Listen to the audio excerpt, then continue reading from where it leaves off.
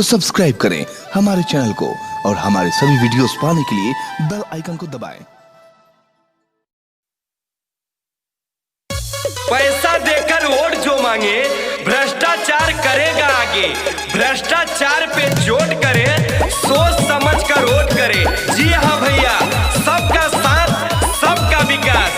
राजन दुबे, विनोद दुबे, किरण दुबे ने ठाना है अब की बार मुन्ना भैया को जिताना है।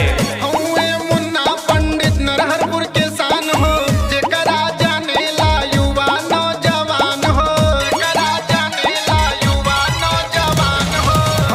मुन्ना पंडित नरहरपुर के शान हो, जेकरा जानेला युवा नौजवान हो। अब की विकास होई बरसठी गाँव के, मुन्ना पंडित है दयालु स्वभाव के। मुन्ना पंडित है दयालु स्वभाव के। मुन्ना पंडित है दयालु स्वभाव के।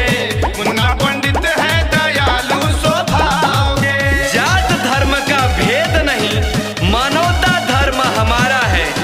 जात धर्म का भेद नहीं, मानवता धर्म हमारा है।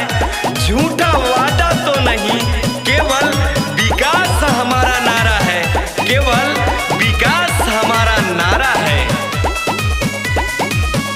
कोई कमी न पाएंगे, सारी सुविधा दिलाएंगे, सारी सुविधा दिलाएंगे। ये गरीबों के नायक हैं, यही जनता के लायक हैं, और छूते हैं बड़े बुजुर्गों के पाँव के।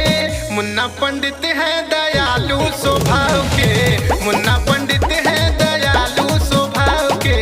मुन्ना पंडित है दयालु स्वभाव के। मुन्ना पंडित है दयालु स्वभाव के। सबका इज्जत, सबका सम्मान, सबका इज्जत, सबका सम्मान। अमीर